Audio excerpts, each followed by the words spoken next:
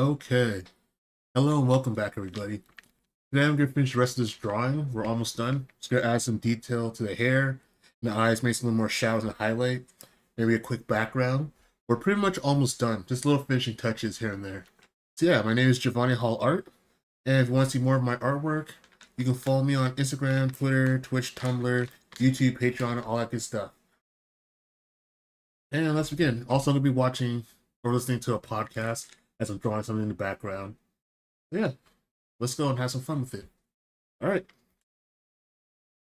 To Jeffrey Dahmer, which is not really something that you would ever want to do in a police interrogation. But later, her psychologist asks her about it because she's like, I read the transcripts. Why did you tell the police that you felt like Jeffrey Dahmer? And she explained, Jeffrey Dahmer responded to betrayal. I don't like the necrophilia and I didn't have any interest in cannibalism, but I felt his understanding of betrayal was similar to me. Now, there are three groups of people. One group of people that believe that Harold is purely a victim and what he did or didn't do does not matter, and Sarah is the ultimate perpetrator. Then you have another group of people that believe Sarah shouldn't have done what she did, but she essentially killed from a buildup of trauma and almost as a mechanism of self-defense, that she is a victim and a perpetrator, and that Harold is also a victim and a perpetrator. Then you have another group of people that just hates the both of them. They think that both of them are just evil for whatever reason. Those who believe Harold was completely innocent of any wrongdoing and brutally and viciously murdered by someone he was trying to help said, some that knew Harold said this, right? Harold's ex-girlfriend said he told her that he was just trying to get Sarah away from drugs and away from friends who were in gangs. He was always involved with his employees. He wanted to have a mentoring program for the youth. He has a good heart, a good soul, and he cared about helping a lot of people. Harold's brother said, from what I know of Harold, there's no question that his purpose with Sarah was to be a father figure to her. My honest opinion was the defense was just grasping at straws and making up stories. It's also argued that Sarah was diagnosed with DID after she was arrested and after she allegedly confessed to killing Harold out of curiosity. The group that fully supports just Harold and believes Sarah should be locked up for the rest of her life, they state her interrogation is a confession. Police even noticed scars on her arm, and they asked her about it, the cigarette burns, and she said she fell off a horse. So the people who don't believe Sarah, they said, see, she's just making up lies with her psychologist to get out of this after the fact. But she straight up told the police it was from a fall off of a horse. Alicia Solian? I'm saying that correctly. In that moment, when the police are asking her and questioning her about murder, wouldn't she try to build sympathy then, unless she didn't have time to think about a lie? I don't know about that. Okay, I will say, I don't know if this argument in particular is do you love a art? good argument because yes, I do. Truly, in fact, it is a scar from an essay, and she is that embarrassed of it and that ashamed of it to the point that she took a knife to alter it to look more normal. I think this would be her default lie, especially to two men sitting in front of her. Yeah, exactly. Without thinking, like, she's not gonna open up right now and tell you exactly how this happened in front of two men. So a lot of female victims have a harder time opening up to male interrogators. I'm also an artist. That's very nice. What kind of art you do? But there are statements from people around Sarah that said she made a lot of comments about serial killers. She once told her sister Ashley that she did think about killing someone and the thought had crossed her mind. But other people argue that's nothing new. She literally admits to hallucinating and killing faceless men. She also told interrogators that she wanted to prolong the murder as long as possible for maximum enjoyment, basically.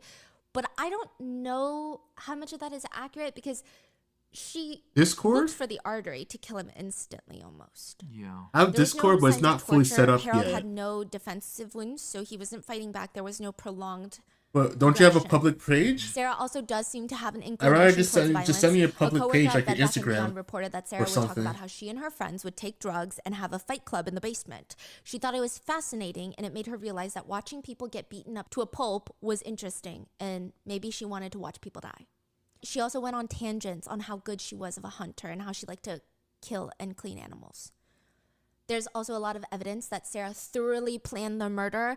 I don't think that's ever really debated by both sides, but without a shadow of doubt, it was very thoroughly planned. Yeah, Sarah what's your public later Instagram or for a couple of art days before account? the actual murder, she had already reached a conclusion that she was going to kill Harold, and she stopped seeing red. The doctor describes Sarah's state in that point as an incredible sense of calm when the anxiety drops off because she's got a plan. She was looking up things, bull tranquilizer, wilderness areas, rope bondage techniques, how to get a passport in Lawrence, Kansas, and even vulnerable neck spots. Another argument made against Sarah is, why a knife? When Sarah was arrested, she was found with 2 guns on I her. have a You need Discord, but it's someone not who's set up remote, yet. easy, and quick. She would have So done I'd that rather while he just was like asleep. send Or me she like a could've. public She profile, wouldn't have like on even had to Instagram. touch him. Or while she's crushing up Ambien to slip in his beer, she could have just crushed up the entire bottle and tried to kill him through a fatal dose of the drugs. But no, that wouldn't accomplish what Sarah wanted. They argued Sarah wanted blood and vengeance. She wanted to slice into him, touch Harold while she killed him, which is why she chose the knife, because it's intimate, it's bloody, it's violent, it's painful. Additionally, Sarah continues to do a lot of strange things after the murder. She takes bed sheets off of Harold's bed and takes them with her. Right? I don't know if it was Harold's bed or her bed, but there's always a reason. All right, I'll definitely keep note of that and check it out. Check it out after my stream. And thanks for the follow. Appreciate that. To carry your aging 100-pound dog up the stairs. But yeah, once I get my Discord going, I'm gonna like make one. But right now the Discord is not set up. I'm kind of saving it for my Patreons. The 33rd email from Debbie in accounting. Yeah, saving my Discord access for my Patreons. I'll probably make a separate Discord later on, but right now I'm reserving that for my Patreon. I'll just check your Instagram out. What kind of art you do? Hold on. I want to skip this here. she would later tell the investigators, well, I took the bed sheets because they What kind of artwork you do? I'm curious.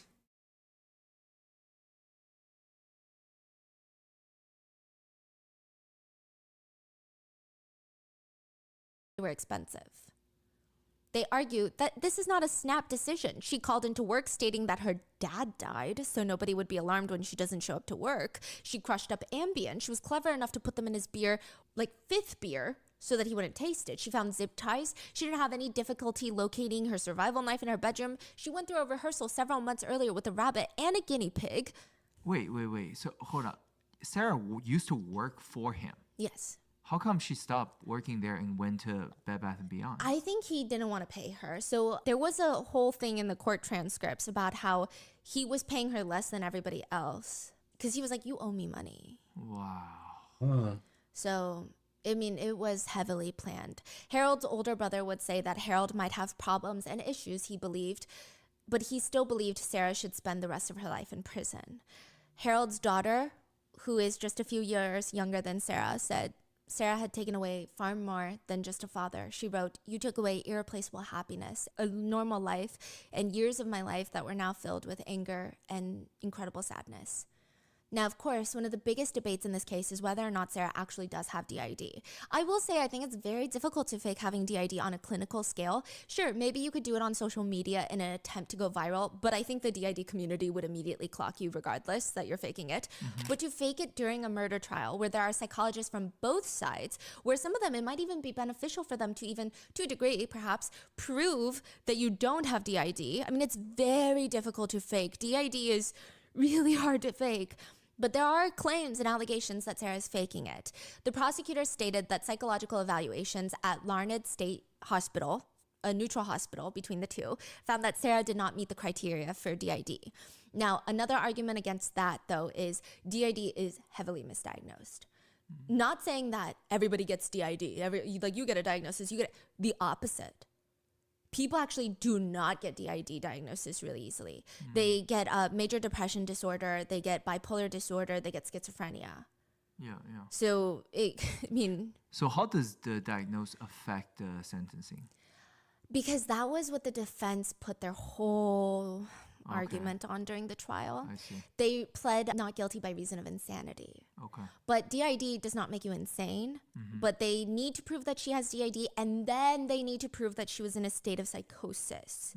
So they need to do 1 and 2. Got it. That was their game plan. They don't technically need to prove that she has DID as long as they can prove that she was in a state of psychosis, but still. Yeah. Now, Sarah did mention Vanessa in her police interview, stating that Vanessa was a name that Harold had come up with because they were going to run away together. Sarah was going to be Vanessa and Harold would be Scott. So people are like, see, Vanessa is in her alter. Vanessa is that's pretty cool. alias. A doctor That's on the very cool. prosecutor's side, That's so very technically nice. against Sarah, went onto the stand and he said, I think certainly it's a possibility that she has DID. I don't know that I could confirm it, but I respect Dr. Hutchinson and she spent a great number of hours with Sarah. I certainly think at this juncture, Sarah believes she has the disorder. He basically argued even if she had DID, it was not to the level where she was having psychosis. But then you have a group of people, including a lot of advocates for domestic violence in SA. They do not condone what she did. They said murder is bad. Nobody condones that. However, they don't think that she's this crazed, evil killer that just wants to kill Harold for curiosity. Some also argue that Sarah's bizarre, sudden interest in harming animals is linked to her essay as a child. It's her taking control. The rage and wanting to feel that sense of control go hand in hand. Her psychologist believes that the foundation for her subsequent obsessions for dead animals, knives, and everything is then. Those in support of Sarah argue Alicia that everything Solon? she did, even Follow my after the fact, IG. Links are in seems my like someone bio. that's not really planning to get away with it. You can see my stuff Writing too. freedom And on the shoot me a wall? message on. That's Shoot me a not message in someone my who's, DM. let me make it look and like go a from home there. invasion gone wrong. Yeah, yeah. She also makes one last call to her sister and grandma to say goodbye before leaving her phone. But she doesn't actually say goodbye. She just makes it appear that she's doing all right. She just wanted to hear their voices, it seems. She gives her dog away to a vet, knowing that she cannot take care of her dog anymore, and gets a tattoo with a very dark quote. It does seem like someone who is trying to start over. Yeah. And, you know, we cover so many of these cases. You kind of always see how people react aftermath, right? Some people... Yes. They flee, they go off with their new boyfriend. They live in the house with their dead grandparents and spend the money. Yeah, the motive you can always kind of pinpoint, but for her, it truly feel like she fell free. And she would, because people later ask, why Florida? Because remember she was talking about Utah and Montana are the furthest away from nuclear power plants or where she felt was safe. Mm-hmm. She said she just wanted to see the ocean. She didn't really have a plan. She said she just wanted to see the ocean. Now, again, that's not to justify or excuse what she did. And obviously... Well, my IG is same as my username. It's all Giovanni Hall art. That should hold a lot more weight. It's the same username. That's a huge thing. We've never seen that before. But the most important evidence for the group is most conversations about Harold allegedly grooming Sarah were not allowed in the trial. Why? The judge is very questionable decision, questioned by a lot of people, but the judge stated any character flaws that Harold might have had will not be discussed in front of the jury. The judge stated that Harold was not on trial, Sarah was. So his visiting of websites that may or may not contain videos of children, teens, and bestiality Wait, was those not... happened? Yes, but they were not allowed in court. They were not admissible as evidence. That's interesting. Which, side note, this is less of an interesting observation, but as I was going through like the 1,500 pages of court documents and transcripts, there were multiple times where the prosecutor and the judge, so these are people who do not like Sarah, they want to put Sarah in jail for a very long time, they would call Harold the defendant. And then they would go, the victim. And then they would call Sarah the victim and then say, the defendant, Sarah. So even them for a second... They keep getting confused, it seems. I mean, it could just be a slip of the tongue. Maybe they say those words too often. I don't think that insinuates guilt or innocence. I just thought it was interesting. Now, this is where I think the evidence against Harold starts ramping up. Acquaintances of Harold allegedly reported that he would tell them that it was, quote, amazing to have an 18-year-old. This is, again, someone he brought into his house at 17 as a 50-something-year-old to help her. In the eyes of the law, maybe it's not illegal if she was 18 and it was consensual, but still, it's morally and ethically incredibly questionable, especially if she moved in at 17. Yeah. That changes the whole motive and Everything. the reason. Yeah. Now, another witness, and this is absolutely personal opinion rather than a testament to anyone's character, but just to give you a full picture, a former manager that had worked with Harold said that when they found out Harold had been murdered, he went home to his wife and said, I wonder which one of those girls' dads went over and killed him. Because he believed Harold was constantly having not inappropriate relations, but something weird was going on, insinuating that Harold was known to either try to groom girls that would infuriate their dads. Obviously, that's not what happened, but it is interesting that that's the first thing he would think of. A different ex-girlfriend of Harold said he was a very sick person. The jury should have heard how messed up he was and that this was the environment Sarah was part of. I'm an adult woman with 5 children, high functioning, and he weighed me down. Just listening to him is exhausting.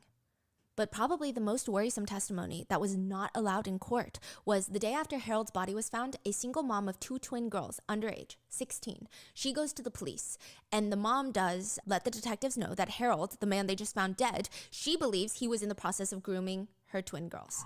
That even just a few days before he was killed, she had been talking to the girl's school guidance counselor about filing a no contact order against him. Whoa. The detectives are like, okay, what happened? She stated that they were all family friends, but he just kept referring to the twins as his daughters and kept saying, call me dad. And it just made her so uncomfortable. Like, you're not their dad. It's crossing a line. You're crossing a boundary and I don't like it. But he wouldn't listen. He would also tell the twins if they ever wanted to run away from their mom, they were more than welcome to come live with him. He would take care of them, feed them, give them jobs so that they would have spending money. The only rule he had, and he told the twins allegedly, was, quote, my drugs are our drugs and your drugs are our drugs.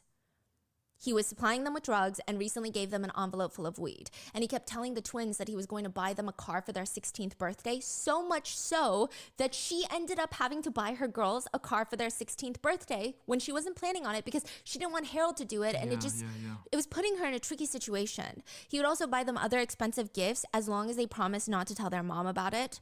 And just a few days before Harold's death, the twins went out with him to Best Buy to buy $400 speakers for their new car that they weren't allowed to tell their mom about it until after he was dead. Yeah. I mean, what kind of father figure, a good father figure, does this? Now, a data dump was processed on 2 of Harold's phones, and that's when they found out that he was visiting websites that had inappropriate, if not fully explicit, illegal videos featuring children. I started using custom hair care from Pros because I was starting to feel like I wasn't using the right products for my hair type. My hair has always been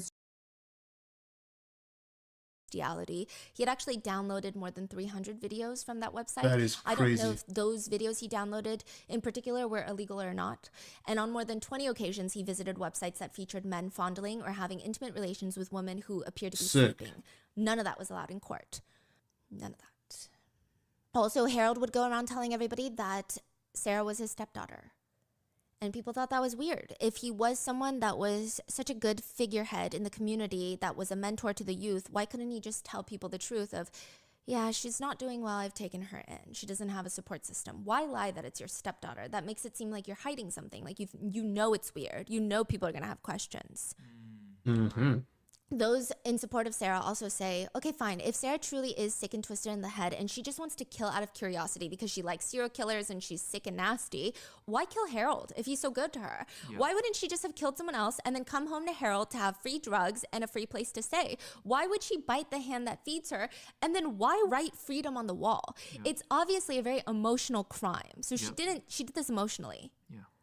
I will say that most people do believe that Sarah has DID. It doesn't seem like the symptoms spawned out of nowhere. When Sarah was 14 years old, one of Sarah's closest friends, she came forward later, she said she stopped hanging out with Sarah.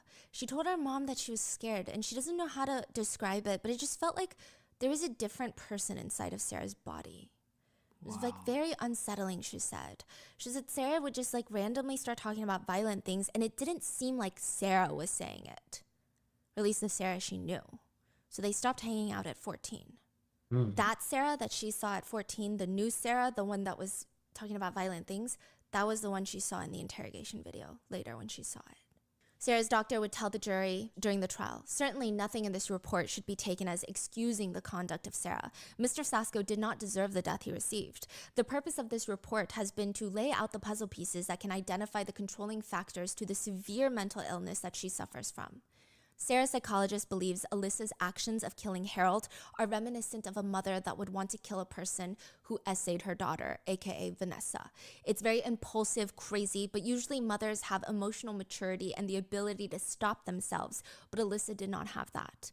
Sarah's psychologist also noted that Alyssa and Vanessa had very different ways of describing the crime. Vanessa said, "It's like a fog, and I remember intense moments after the crime when I sat down and looked at him.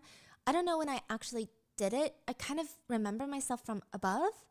It stated like she was watching herself do it from above, like a CCTV camera. During the actual crime, she felt nothing, no emotions.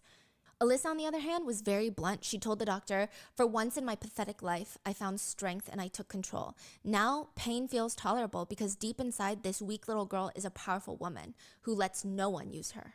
Now, with all of this, Sarah pled not guilty by reason of insanity. Her psychologist diagnosed her with high levels of depression, anxiety, and alcohol substance abuse. Her psychological profile reads as follows: likely to be generally pessimistic and dysphoric, has the potential to act out her anger in impulsive ways, self-destructive in spending, sex and substance abuse, rapid mood swings. She often feels her behavior is out of her control, is likely to self-mutilate and act out self-exit plans, limited social skills, has difficulty interpreting the nuances of social relationships. In relationships, she likely takes a very passive, submissive role and very uncomfortable around people. Sensitivity in these interactions leads to her holding grudges against others. Ironically, difficulties in relationships are a major source of stress for her. She would also be diagnosed with dissociative identity disorder, major depression, recurrent moderate PTSD, alcohol and marijuana dependence, in remission subsequent to incarceration. Her clinical symptoms include weekly episodes of amnesia, daily episodes of losing time, unable to remember her home address, depersonalization, not recognizing self in mirror, feeling like an observer of self on a daily basis rather than feeling oneself, feeling detached from body, feeling more than one person at a time, perception that someone else is talking for themselves, speech is not under personal control, episodes of feeling like someone else has taken over. Different smoking and drinking habits for different parts of self. Derealization, feeling like self or things are not real. That friends and relatives seem unknown. Not knowing what is real and unreal. Identity confusion. An internal struggle about who they are that is usually triggered by stress. Identity alteration, feeling or being told that they were acting in different ways that they do not recall. Sarah was found guilty. She was sentenced to a hard 50 sentence, meaning she will have to serve at least 50 years before the chance of parole. So she could technically be there for the rest of her life. She will be 70 years old by then. Harold's brother stated, "I feel sorry for the family. Harold's daughter will hurt the most. She lost her dad. Through the years, it's going to get worse and worse, and then it's going to fade away. But I honestly think that it'll do nobody good if Sarah gets released before those 50 years. I want 50 years." He also stated that he believed his brother Harold was just being overly generous and thought he could fix Sarah. Sarah and her team have appealed the sentence and took a deal where she would get her parole reduced, cut in half. So meaning instead of doing 50 years mandatory, she would just have to do 25. But here's the thing, that's the chance of parole. That doesn't mean she's gonna get parole, and likely she's not because she committed a pretty violent first-degree murder. So it's not like her sentence was cut in half, but now she's lost her chance to appeal ever again. The jury foreman who was on Sarah's trial said that it was frustrating that they weren't given options. They either had to say she's insane or she's guilty. They didn't have a self-defense angle to consider. The jury foreman said, if her attorney presented a self-defense angle, I could see a non-guilty verdict play out. I couldn't tell you it would have changed the verdict then, but in today's age, I'm sure it would. Really? Yeah. So the jury, I think they all sympathized with Sarah, but it's the fact that they could not say that she didn't know what she was doing because she was not in a mental state. She was mentally going through a lot, but she knew what she was doing. It was first degree. It was premeditated, it was planned. Wow.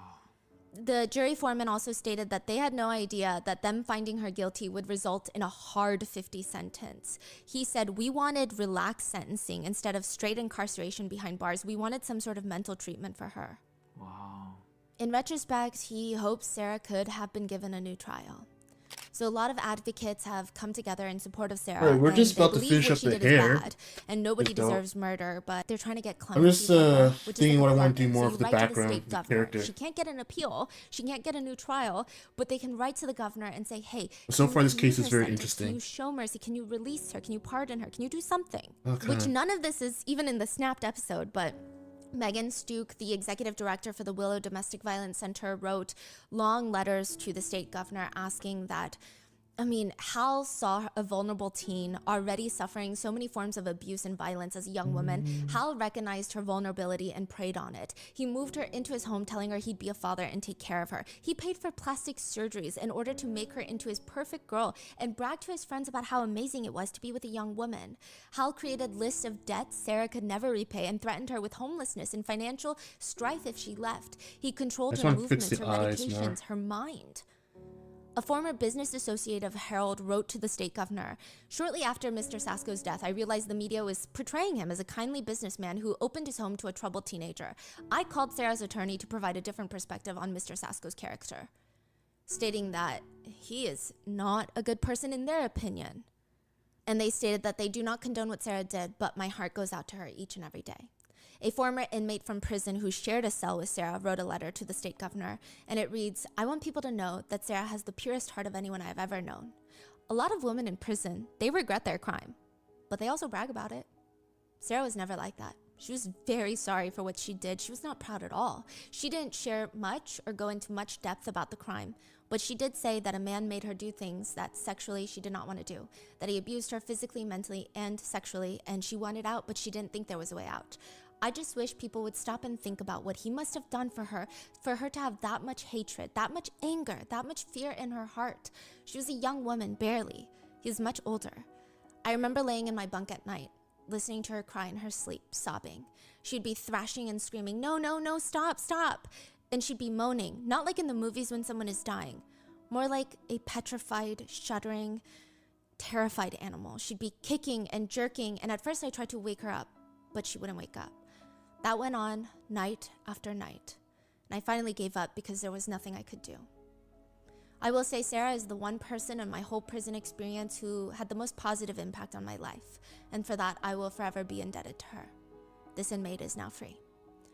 Sharon Sullivan, a professor and expert on human trafficking, said, "Sarah's brain wasn't fully developed. She was trapped. She didn't know there were options. She said, I can't even imagine having to deal with that at 18 years old with so little experience of the world. And this is someone who's supposed to love her. Called her his daughter? How creepy is that?" Dave Ranney, a retired reporter, wrote,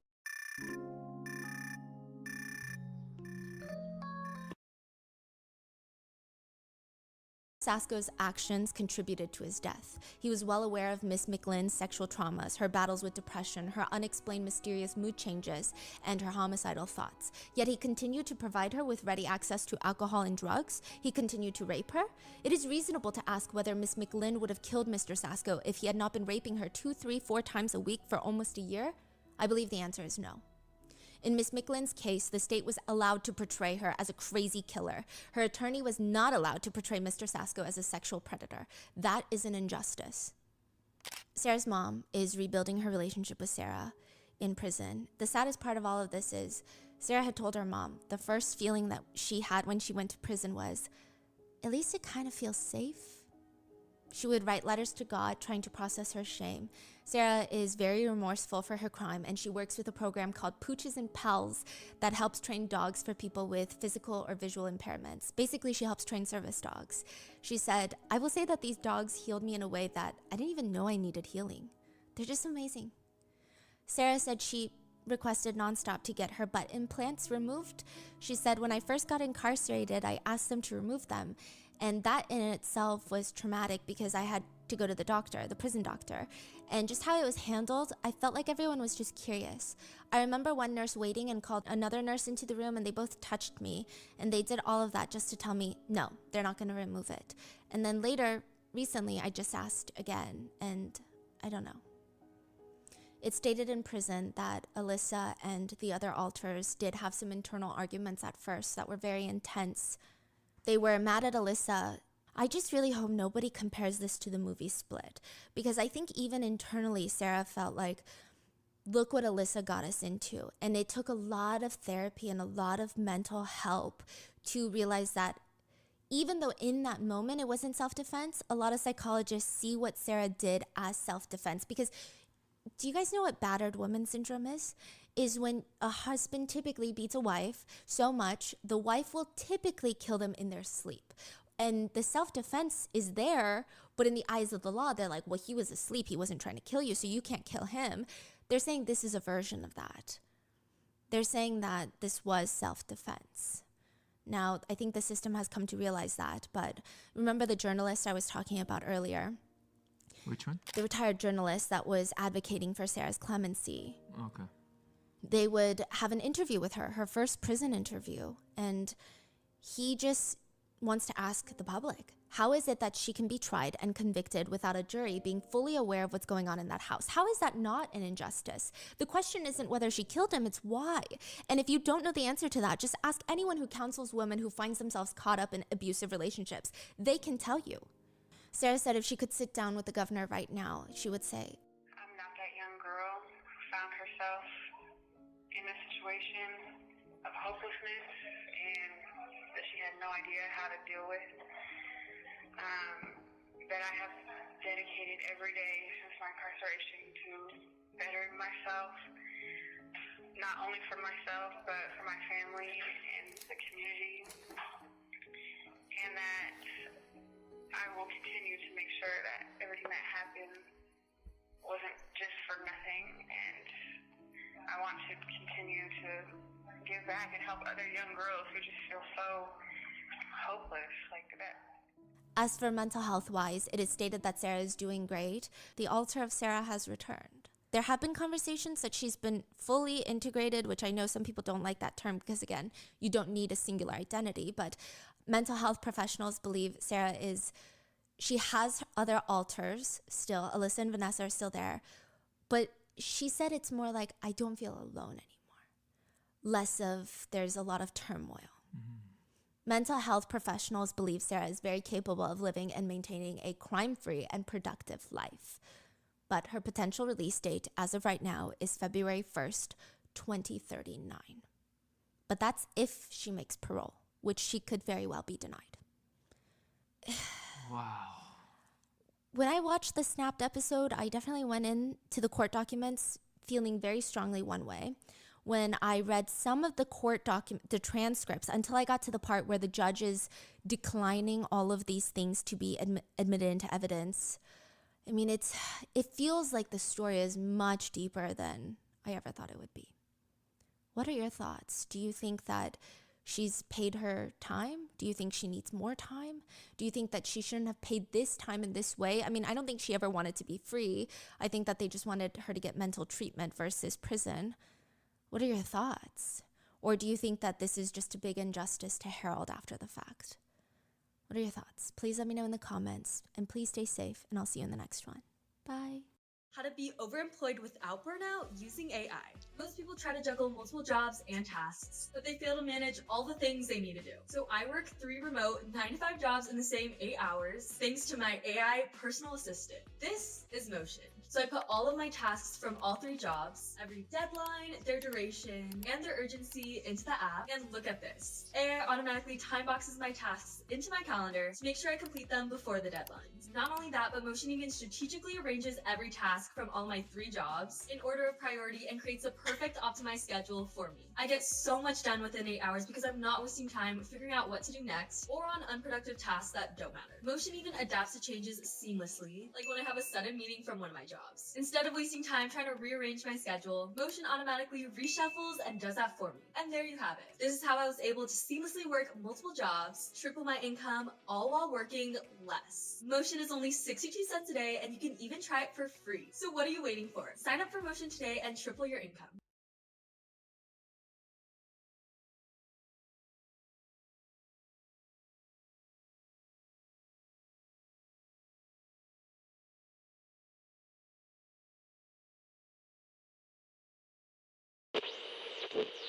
Bada bing, bada bing.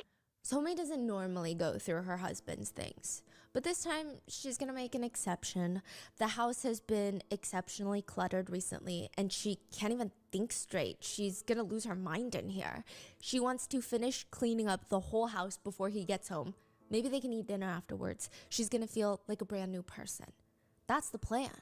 This is a spring cleaning type of day. She's not just gonna wipe the counters. She's gonna get on all fours and dust underneath every single piece of furniture. She's gonna grab the junk drawers, dump them out on the table, and start reorganizing every little piece of junk in there. It is one of those cleaning type of days. Somi's in the thick of putting things away. She's tried on 5 pairs of jeans from the back of her closet just to see if they still fit. She's sweating. She's drenched in sweat, labeling everything, running around. And then she comes across a stack of those old VHS tapes. Because before streaming services, there were CDs. And then before that, there were these VHS tapes. They're like big black blocks. which is kind of cute. Maybe her husband is keeping them because, I don't know, they don't really watch VHS tapes anymore, but maybe it's one of his favorite childhood memories and he's just keeping it for nostalgia. Or maybe it's a video of him when he was younger, because you can basically vlog and put it on a VHS tape. She keeps rummaging around and ends up finding a VHS player. Oh, this is cute. She pops the VHS tape in, goes back to cleaning because you have to wait for it to wind all the way back to the beginning. It's literally a tape, and then hits play. The video starts and she freezes. She drops whatever's in her hand and she's staring at the screen, kind of confused about how to feel about any of this. On the screen is her husband, aggressively, almost visually painfully ganking himself, self-pleasuring himself. It's very aggressive and it feels illegal to watch her husband in such a... It's weird. She's never seen this before. And he's moaning a name, a woman's name she's never heard before. It's definitely not her name. It's not Somi. It's somebody else. Is his face in there? Yes. It's very disturbing. It's definitely going to be a big fight when he gets home. But she's trying to figure out when this tape is even from. Maybe it was from before they even got married. But even then, it's kind of a weird tape to have. Who records themselves doing something like this? It's a little odd. Do we know when this was taking place? 2003. And by then, VHS tape is not really around, right? No, most people have moved on to DVDs. Now she checks the time. It's a 20-minute long clip. The whole time, that's what he's doing, self-pleasuring until he reaches his destination. She rips the VHS tape out and inserts the next one. By this point, her heart is racing a little bit because is this going to be another video of him doing strange things? Is it going to be an introduction into the woman that he's calling out to? She pushes the tape and presses play. Laying on the bed are two bodies, her husband and another body laying next to him. There's these words written all over both of their naked bodies, like they're doodling on each other, or they were doodling on each other. The words read Prince and King. Prince and King. Yeah, all over the husband's body. The girl looks terrified. She's laying next to the husband with a giant long cut down her private area, and she's actively bleeding. She's trembling, and so is Somi. She's shaking by the time her husband in the video gets up, walks closer to the camera, and smiles, quote, "Oh, she tried to run away, so I had to teach her a lesson." He turns back to the girl and says, quote, "Endure it even if it hurts." Then her husband walks over to the girl in the video and starts essaying her. Somi does not recognize the other person in the video, at least not personally. This is not a family friend or anything like that, but she does know the girl's face. She's seen it before, all over missing posters in town. She's the little 8-year-old girl That had is gone crazy. missing recently. It was an 8-year-old girl? 8 years old. Oh my god.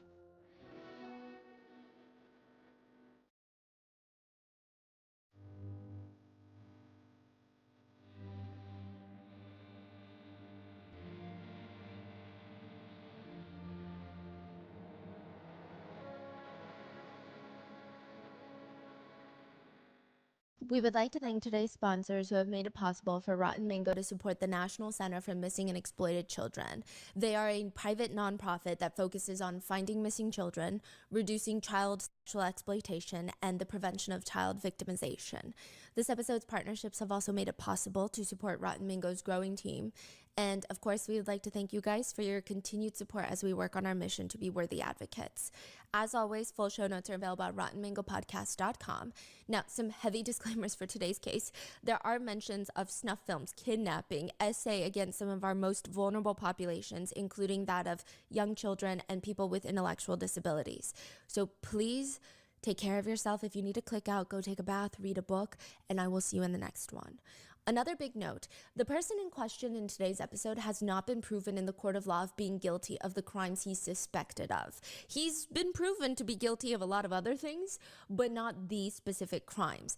There is a lack of concrete evidence that authorities could get their hands on, but also the statute of limitations in South Korea. Even if they were now to find a mountain of evidence of, hey, we had a child serial killer on our hands, it would be too late. The statute of limitations for most of the cases would be up. So he or whoever did this would probably be a free man. But I do think it's a very solid theory that the authorities have. But for legal purposes, I will be using the word allegedly, and anything stated about someone's guilt or lack thereof is either a personal opinion or a restatement of opinions of netizens that have been compiled for viewer convenience. They should not be taken as fact, and as always, everyone should come to their own opinions.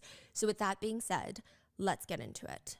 The producers of a famous Korean true crime show get a letter from a man who is in jail for essay and kidnapping, which is kind of odd to say the least. They usually cover crime stories, and more often than not, the producers are the ones reaching out to the prisoners, begging them, like, let me come see you and do an interview. What's the show? It's called Curious Why. Why would he reach out to want to share his story and have it broadcasted to the whole nation? It's a little weird. The man, Mr. Na, N.A., rants in his long-winded letter that this is all one big conspiracy misunderstanding, that if somebody just takes 2 seconds to read his letter, they would see just how corrupt the police are. It's not that difficult. Mr. Na states the police tricked him. The main detective working his case just wants a pat on the back for stopping another quote-unquote violent criminal, and they're steamrolling him, making him out to be this bad guy. So he's reached out to all these news networks. He's reaching out to human rights organizations because this is more than just about him. Whatever's going on in this police station is really dark. All of this happened because of his mother-in-law. His mother-in-law does not want him to be with her daughter, all because of love. So she accused him of kidnapping and essaying her precious daughter. He says in the letter, I love her. I really love her. If you look at our text messages between us, it's so clear that we love each other. The police are rather excessively separating us and putting all these strange charges on me. My wife is losing the man she loves. And from a woman's point of view, her opinion has not been respected at all. And it's proceeding according to the detective's needs, the parents' needs. Where are a person's human rights? He states he didn't even know that she had an intellectual disability till later on. And because she looked like she could still live a very independent life, even though she was still living at home at the time, he thought, I mean, it's not really impacting her life. Why would I even notice? Why would she need to tell me? He argued she didn't feel comfortable talking about it in depth, so he didn't push her. Is that a sin? They were seriously dating for a while, but she confessed to him that her mom was terrifying. She was scared of her mom. Her mom was quite abusive, and she couldn't even be herself in her own home, and it was miserable, which is why the two of them decide, let's get married ASAP. Is that such a sin? He said, not acknowledging our relationship just because of the disability that my wife has is a clear abuse of investigative power. The performance of the investigator in charge and his greed for cracking down on crime and greed for promotion are questionable. The letter continues. My wife voluntarily went to the district's office with me and registered our marriage. The police are now trying to make me, the husband, a criminal and deny a woman love and marriage. Is that really justice? But what is he sentenced for? Or For charged essay and kidnapping his wife. What? But they are legally married? Yes. Na said the accusations against him right now are absolutely absurd. He lastly asks the producers of the show, is love a sin? Think about that. What? All because the woman he loved has the mental capacity of a 6-year-old, according to her mother, and technically in her specific case does not have the capacity for informed consent.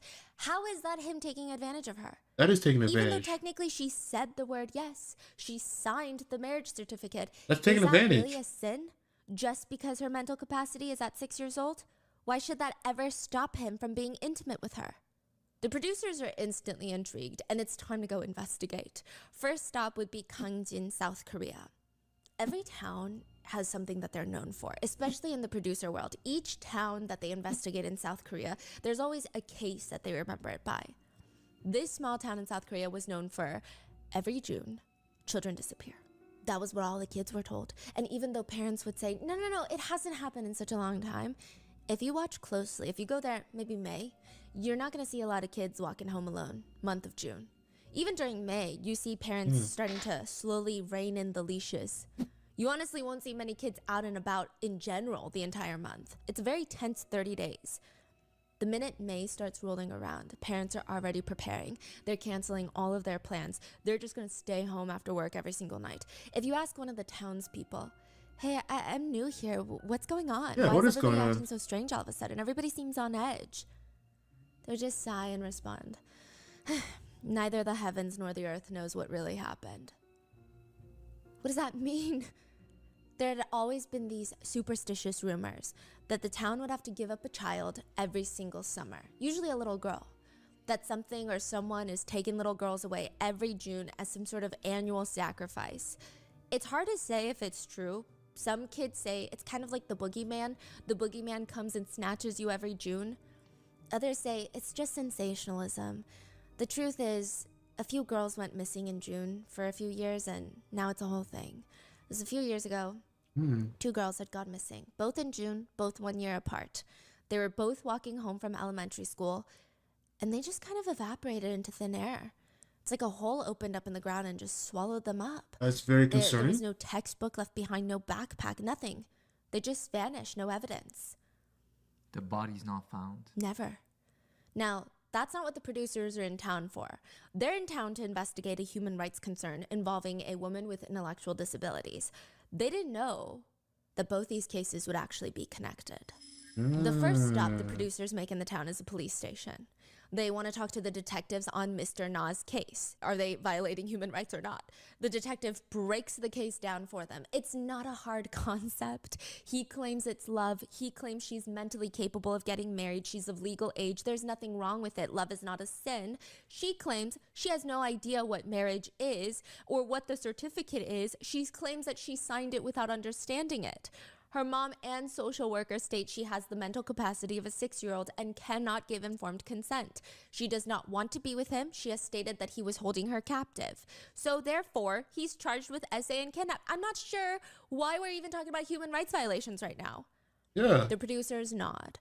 Maybe they followed a bad lead. The story is sad, but it's not really complicated. It is in the sense, but it's not what they're looking for in a documentary. They need something to pitch to their network. This is not that. But as they're on their way out, the officer continues. Besides, that guy should just stay single. His first attempt at marriage, even bigger disaster. What do you mean? Oh yeah, he was married once before. That's why he was in jail the very first time. This is his second time in jail, second time getting married. We know his ex-wife pretty well. She was down here a lot talking to us. She's the one that accused him of running a child snuff film ring. What? A while back, a group of American documentary filmmakers decided that they were going to venture into the Amazon rainforest to film a documentary about a cannibal community. There was going to be a director, scriptwriter, and 2 cameramen.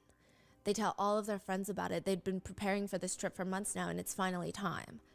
And then they just vanish in the Amazon rainforest, disappear into thin air.